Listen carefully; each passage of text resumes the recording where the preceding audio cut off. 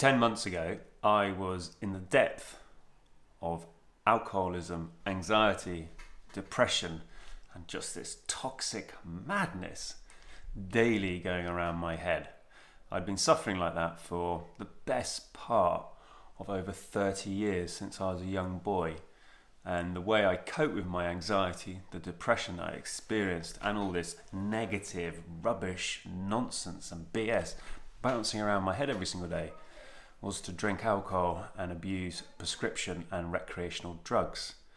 And as I said, I had been doing that for many, many years. I'd been drinking alcohol excessively for probably 23 years, and it has definitely ramped up in the last sort of 5 years or so as the stress of life mounted, and the more I suppressed my anxiety and depression, the more I required to keep me at that level sort of baseline state I was ultimately seeking to find. 10 months ago, I had the most life-changing experience in Italy when I was on a wellness retreat, and I dived deep into the plant medicines. I had started my journey a year before that in Ibiza, where I had done ayahuasca for the first time, and it had basically sort of almost set the foundations up for me to sort of carry on with my work. The first 3 ayahuascas I found quite challenging. They sort of open you up to a very new sense of reality. And I remember when I came back to the UK, I was feeling a little bit discombobulated at best. And although I didn't drink for the best part of about 4 weeks, it very quickly sort of crept back into my life due to stressful work projects and just normal life, everyday kind of BS that we all have to suffer from. And in the last 10 months or so, my life has, well, best way to describe it, fundamentally changed. 10 months ago, I went back to Italy and to spend 10 days deep in plant medicines, where I did the ayahuasca, I did the San Pedro, I did the psilocybin mushroom ceremony.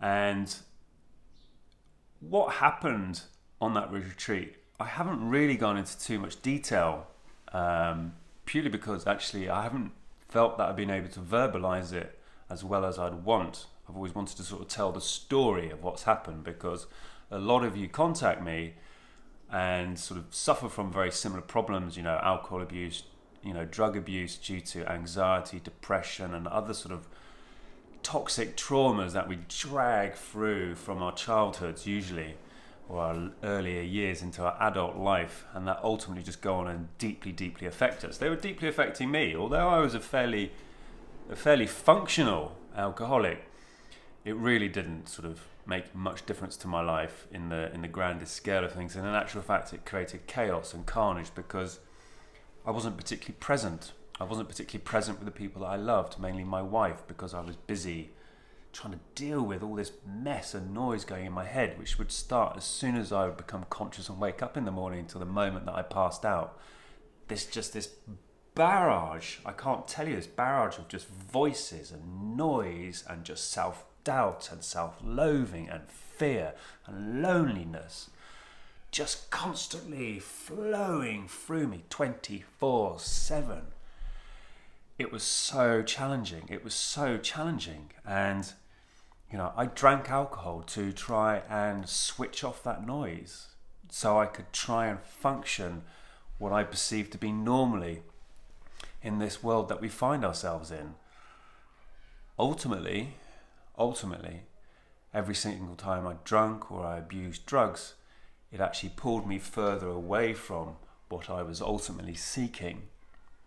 So, October last year, Italy, on the wellness retreat, deep into plant medicines, and that is where I faced a huge amount of my trauma from my past, and went deep into the shadow work, went deep into the dark side of who I really am, where I've come from, the traumas that I've experienced in my time, and how I've ultimately coded those traumas into my belief system, into my identity, and how those traumas and negative emotions from the past have ultimately gone on to create chaos many years later, decades later, in fact.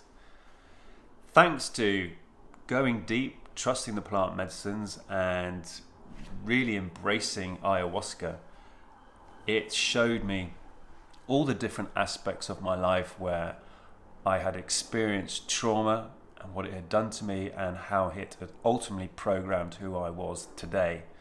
And during the course of the evening, it showed me my entire life of drinking. It showed me all the times where I had upset people due to my alcoholism or drug abuse. It showed me just how badly behaved that I had been in the past, how unpresent I was with the people that I loved, how I'd hurt, not consciously, I wasn't an arsehole, but I definitely hurt people due to my unpresent, sort of aloof behavior at times. People would take that personally, thinking that I'm almost attacking them, but it wasn't. I was never attacking somebody. I was just desperately trying to just deal with all this noise in my head, which was just unbearable daily, every single second of every single day. I just struggled. So from the moment I'd get up, you would literally just be cracking through the morning until you get to sort of like the 11 o'clock, where you could potentially go, let's have a beer. 12 o'clock, let's have a beer. And then that would just continue. My drinking would just continue all day. I didn't drink to get drunk. My wife will tell you that she's never really seen me drunk, but it would just be this constant topping up of alcohol. And it really came apparent when we were away last summer on holiday in Greece, and we were sat in this bar that we'd go to every single night before going out to dinner. And at the time, I was really enjoying my rosé wine, and I was just tucking through rosé wine, and every single time I had a glass, they'd bring me a little plate full of nibbles. And I remember the barman coming up to me, giving me my glass of wine, and he was laughing. And I said to him, I said, "Oh, what are you laughing at?" And he goes, "Oh, the others and I, we're laughing because you've had 15 glasses of wine and you can still walk." And at that point, I thought to myself, I'm not sure how many bottles 15 glasses of wine is, but it's probably close to 3-4 bottles of wine maybe, right? In a couple of hours, and I was still kind of sober. That was a very sobering point in my life, where I think in the back of my mind, although I didn't want to accept it, my ego wouldn't allow me to accept it. My wife would regularly challenge me, going, "You are an alcoholic. I love you, but you are an alcoholic and you need to get help. You need to sort it out." My ego would instantly jump up and go, "No, no, no." And I'd just shut her down. I would shut her down all the time. And I feel absolutely awful for that. I feel absolutely awful because she had such a valid point coming from absolute unconditional love for me. And due to my mental health issues, I shut down the person that I absolutely adore. And I did it dozens and dozens and dozens of times over the years. And I'm ashamed of that behavior, and I'm very happy, I'm very comfortable to be vulnerable in front of all you guys and say that I am ashamed for my behavior in all of that, and the way I treated somebody who I absolutely adore, who is the most important person to me in this world. However, I have managed to sort my shit out, as she would say. I have stopped drinking. I've now been sober for 10 months. I have cut back on recreational drug use. I now just vape a little bit of weed every so often. I don't feel that I actually need it now, because thanks to the ayahuasca and thanks to the great healing that it did, and bearing in mind, I'm not going to say that ayahuasca is some sort of magic pill that you're just going to drink it, wake up the next day and all your shit is sorted. That's not what ayahuasca does. What ayahuasca does is it brutally shows you the truth. It shows you where you're going wrong, and it will show you how you can make things right. But it's you who has to put in the work. And I can tell you right now, and I'm going to be very, very honest, the last 10 months of going deep into my shadow work, deep into my psyche, deep into my bullshit, deep into my trauma, deep into my anxiety and my depression, has been the hardest journey of my life. I can't tell you. I have been through hell on earth. I have been hundreds of hours of crying, fear coming up, anxiety, depression, the sense of losing everything that is important to me, as all this old trauma just comes out of you You have to express it. You have to go through the process to release yourself from the trauma from the past. Otherwise, we just end up dragging it all into our future, and it's just absolute chaos. It causes chaos. It will screw up your life. It will make you unhappy. It will destroy relationships. This is why it is so important to actually start recognizing where you have trauma from your past. A lot of the time, it's not even our fault. That's the crazy thing about this. A lot of the stuff that I experienced actually wasn't my fault. It was bullshit and belief systems and just narcissism pushed onto me by other people. Mainly, school teachers. I got bullied at school because I was different. I was bullied at school by the teachers because they didn't want some quirky, hyperactive child in their classroom. They wanted children to sit still, do as they're bloody told, and get on with their work. That wasn't me. I was full of joy. I was full of energy. I wanted to do things. And those teachers systematically shamed that out of me and physically beat me until I conformed. Ultimately, they completely crushed the spirit, the fire, the soul, the essence of me at 7 years old. And that trauma lasted right up until like 10 months ago. Actually, less than that. It was actually the retreat in April that I learned and went back to my school years and sort of re-remembered, because I hadn't consciously remembered that I had such a shitty time at school. I hated school, but I didn't remember that the teachers were such arseholes towards us. I mean, it wasn't just me. They were arseholes to all of us. All of us. I think I got off lucky, to be perfectly honest, because the school I went to, the headmaster was actually a paedophile, so he actually ended up getting jailed for that crazy behaviour. And I count myself very lucky that I wasn't one of the kids who he managed to get his hands on, but there are other poor boys in my school who were systematically sexually abused as well, and I dread to think what they've had to go through in their lives. But getting back on track, the ayahuasca, the plant medicines, for me, have just been fundamentally just the most incredible tool at really getting deep and dark into my bullshit and ultimately healing. I now do not have anxiety. I now do not have depression. I now have a clear mind. My mind is so relaxed, so calm, so clear. I can't put it into words, the difference. For the first 8 to 10 weeks when I got back to the UK, I thought I'd lost my mind. I literally thought I'd lost my mind. My mind was so quiet, so relaxed, so chilled out. I'd be sat at home on the sofa, just like this. There's just no thoughts in my head. But you could think about something, you could bring that nice positive thought into your head and spiral it off into these beautiful stories.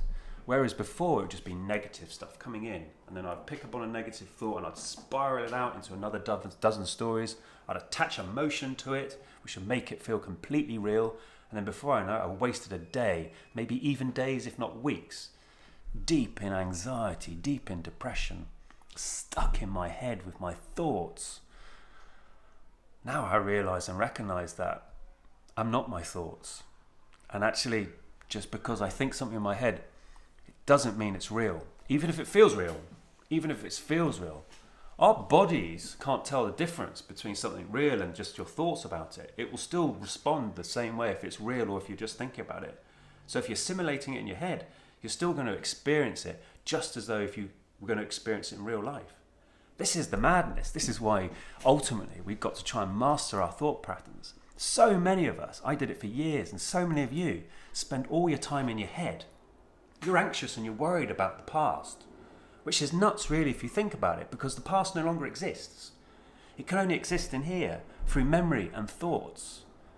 And we attach meaning to those memories and those thoughts, and those will then code us and lead us into certain behaviours, lead us into certain belief systems, lead us into certain responses to our external.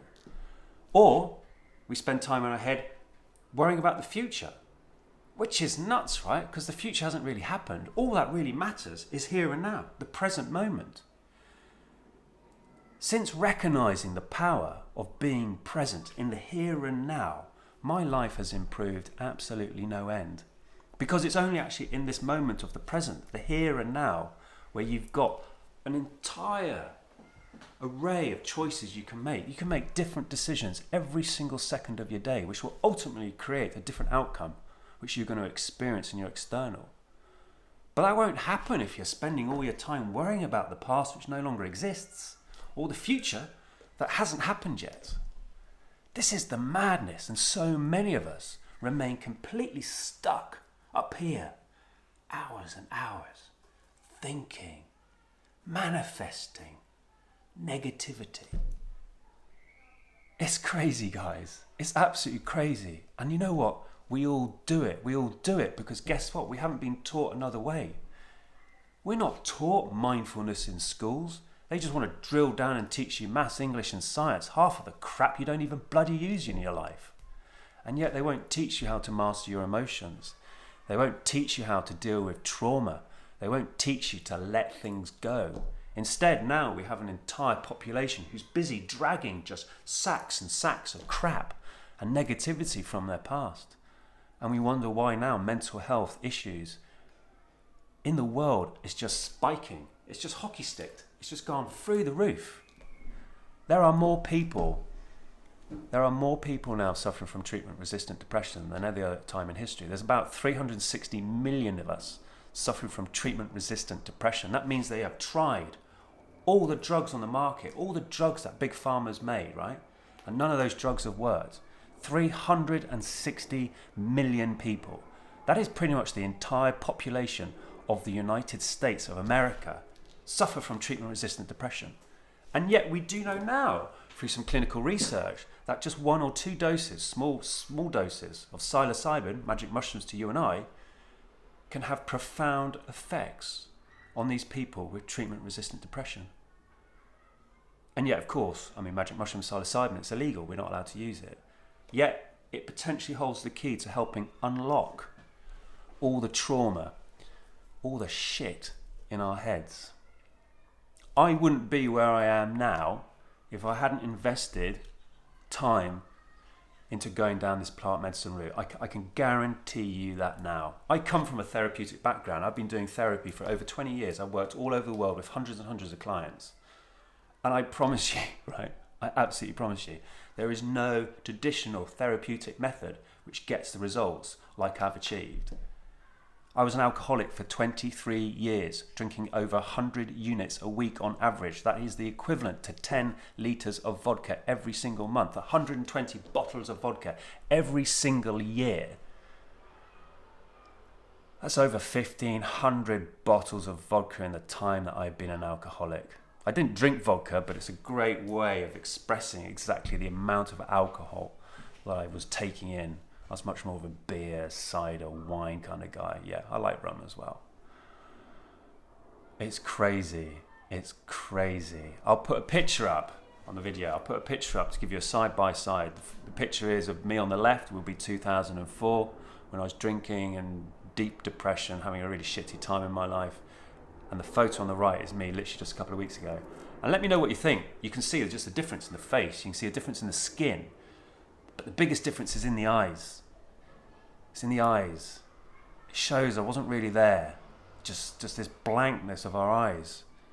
And the scary thing is, like someone said to me, he said the scary thing is that photo on that left, where your eyes are just soulless. How often do you see that walking down the street with people just walking along, just in their own little worlds, just desperately trying to crack on with life, just desperately trying to survive, just desperately trying to make it through each day as it comes? We as society need to change our ways. People are struggling with anxiety and depression and mental health issues more now than we ever have in human history that I'm aware of. And as society, if we cannot help the most vulnerable of us in society, then it speaks absolute volumes for us. Mental health is a very real, very painful condition that a lot of us suffer from. I would argue all of us at times will suffer from mental health issues. And when it's not addressed, when it's not looked after, when you're not nurtured, when you don't have the right support, then it just spirals. It spirals like I spiraled. And I spiraled, and I had support. I've got a family that love me. I've got a wife that adores me, who will do anything for me. But I was still spiraling. And why was I still spiraling? I'll tell you why. I'll be perfectly bloody honest with you. Because growing up as a 70s baby, right? Men, they don't show emotion. Men aren't soft. Men don't cry. Men don't have emotions. Men are cold. They just get on with stuff. We just do our thing. That's such bullshit. Men, we're just as sensitive as women. We've just been programmed to believe that we're not. And because we've been programmed and because we suppress so many of our emotions and our feelings, male suicide under the age of 45 is the biggest killer of men in the UK. And I think it's around 16 men every single day in the UK will take their own life. It is tragic. It's absolutely tragic. And I think it is really important that more of us men talk about our mental health issues. I'm going to be starting to talk about it a hell of a lot more because more people need more support. People who are using drink and drugs to escape their reality are not doing so because they're nasty people. They're doing it because ultimately they are struggling massively with the reality that they find themselves in, and they are desperate to escape it. We need to stop judging people who use drugs, and we need to start supporting, loving, offering help. Because if we can't look after our most vulnerable in society, what does that say about the rest of us?